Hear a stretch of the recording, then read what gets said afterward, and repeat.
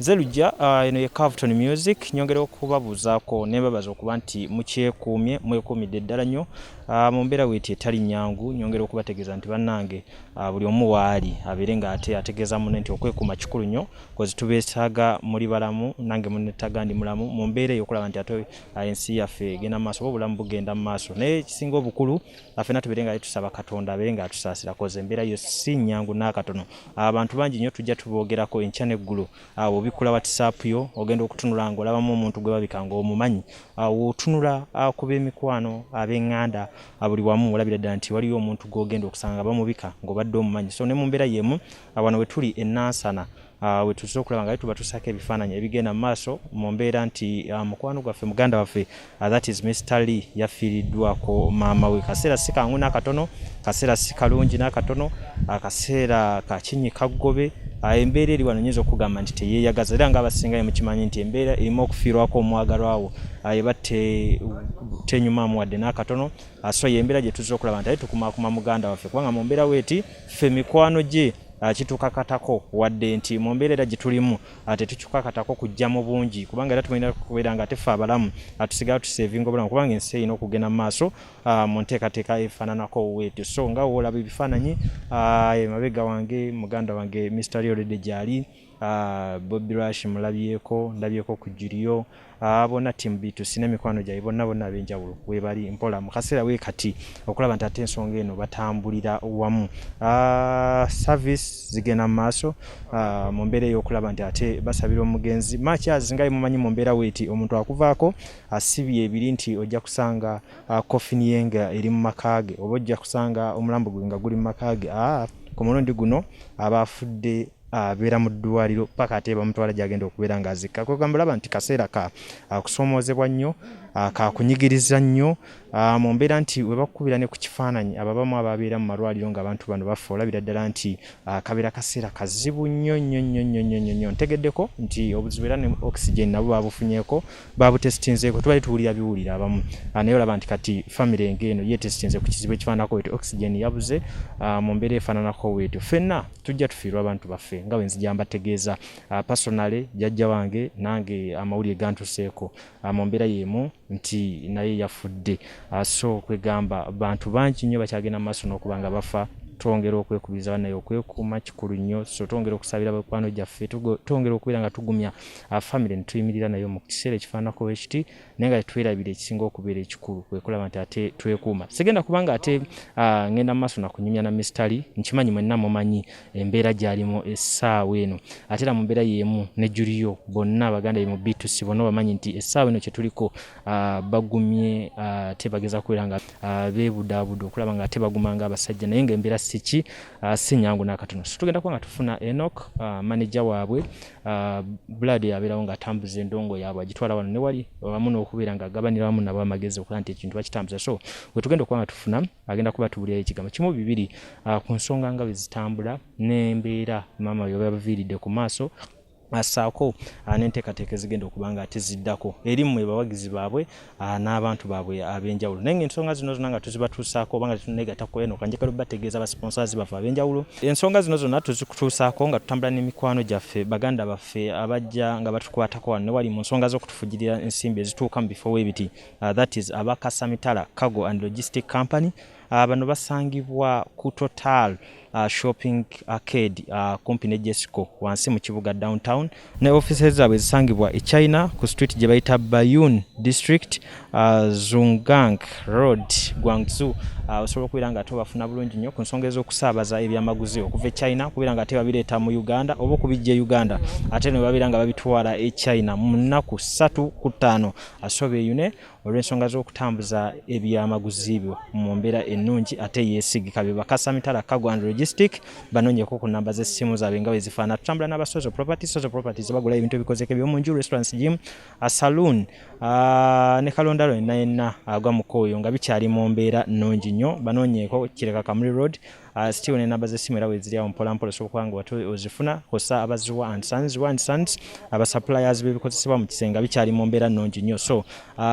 genda ku Mukwano Arcade saako ne namba z'essimu era nabo ozifuna bulungi wansi awo omukyala Mariam Massa mukyala muyimbi mukyala muzadde ensonga z'abaana azitegeera nnyo. So YouTube Mariam for Children, Facebook Mariam Music.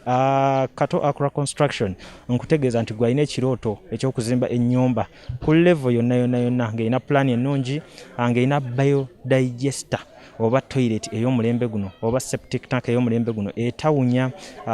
etwala space ntono nnyo, ssente zibeera ntono nnyo. Bano basangibwa Nalukolongo, enamba z'essimu wezirya mpola kuliko ne WhatsApp namba yaabwe kwasobola okuba nga toyogerezeganya nabo ne bakubuulira enteekateeka ezisinga ku bino bye nkugambye, naye nga nkwesiga ate era nkuwa obweyamo nti bano bajja kuba nga bonna bakuyamba nga tubogeddeko mu nsonga ez'okulaba nti ate obulamu bukyuka. Nze lujja ensonga ezigenda mu maaso wano nsaba ate tubeere nga twegatta ku Enoch manager wa B2C abeere nga azitutemera ate gwe muganda wange ali eyo obeere ng'ofuna ekifaananyi ekituufu. Amanya gange bampita Enoch, ndi manager wa B2C. Kaseera ketulimu olwaleero nga aba B2C kazibu ddala tuviiriddwako maama waffe omukyala Nalongo, maama w'omuyimbi omu Mr. omuddugavu ayimba ne soft voice oba vocalist gwe bayita Mr. mu B2C. Ku makya ssaawa nga 9 maama wavudde mu bulamu bw'ensi eno, Mukama amuyisa amutuggyeko ku maaso. Tuli mu nteekateeka zijjayo zimujja mu ddwaliro enkya bagenda mugalamiza Kachiri, nizo zijja kuba ssaawa 8 enteekateeka z'okuziika n'abakungubazi era olwaleero bazze bangi naye babadde bakkirizaako batono olw'ensonga muzimanyi za COVID eziriwo, era n'enkya tusuubira kubanga bangi abatukubiddeko nga batukungubagiza abaagala otuwerekerako, naye lwa mbeera ya COVID eriwo n'entambula nga nzibu tuli mu lockdown, tujja kubeera n'abantu batono nnyo nga mukimanyi abantu 2 tebawera na 2 kati. So naye kye tumanyi abantu bali wamu naffe, abanyumiddwa wamu naffe, so tugenda kubeera wamu, tujja kukwataganira wamu ffenna nga tuli wamu mu mitima. Embeera y'eddwaliro ebadde enzibu naye nga okusingira ddala obuzibu bwava ku maama we baamugema. Olunaku lwe baamugema embeera bwe yatandikira okubeera enzibu ennyo. Ninajja nga atereeramu, nadda nga tatereera, naddayo n'atereera, naye embeera eriwo mu ggwanga ey'okuba nga oxygen mutono. Obuzibu avudde embeera n'etandika kubanga mbi paka olunaku lw'eggulu ekiro oba ekiro ekikeseza olwaleero Mukama n'amuyita. Teyafunye mukisa kugenda ku oxygen wadde? Oxygen kyensobola okugamba yagufunye omukisa nti kyovula abadde ebbanga lyonna naye abadde ku oxygen, naye nduzi oxygen yatuse naggwawo, kyensobola okwogera naggwawo ku ddwaliro. So kati embeera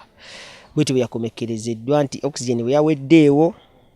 luza abasawo nga tebakyalina chance yonna engeri gye basobola musevingamu. So yatuviiriddeko ku maaso. Ngumya abantu naye nga nsookera ddala ngumya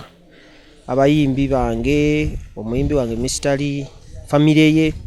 mikwano gya Nalongo, ffe abaana be ffenna kubanga abadde mukwano gw'abangi, ffenna abadde mukwano gwaffe nga buli omu amuyita bebi wange, kyekigambo kyadde asinga okukozesa. Era ekinnumya ennyo nti omukwano gw'abadde atulaga omungi ate tagufunye mu kugenda kwe bwe twali mulaze, kubanga njuza kyosobola okulaga omuntu ng'obadde omwagala nnyo ekisemba kyabadde akulaga, omukwano gwabadde atulaga naye tetusobodde gumulaga ate mu kusembayo. Abantu bangi baagala otutuukako naye tebalina ngeri gye batuukako ku mukwano gwe gwabalaga kulumizibwa kwe bayitamu kati essaawa eno, tebasobola musiibula oba mulaako ku liso evvannyuma erisembayo n'omukwano gwe babadde naye. Nga bugudde wano so si wano wokka, bugenze nga bugwa era buli lunaku bugwa ate nga tebusalako. Buno butubaga nti tuli mu lutalo, naye ekimu kye tukkiriza nti wakati mu lutalo Yesu wajja n'omeggana ate n'owangula. kale kaakano byandibadde bigambo gye biyinza otuleetera essuubi singa siffe gwekwekamu gwe. Kyenva nsaba Mukama abaddumo n'abazaana bo obabeere, obayambe, obateeketeeke, obanyweze, obagumye. Mukama wakati mu kiseera kino tukwebaza kubanga otuwadde ekiseera okuwerako okujulirwa, era Mukama enteekateeka yonna ekolebwa olw'okuwerekera Nnaalongo tukusaba Katonda affe ogiwa omukisa, obeerewo mu byonna ebigenda okukolebwa, tumalirize mu byonna nga tugaa Katonda affe baddewo era tukoze bulungi kuba Yesu Kristo Mukama waffe.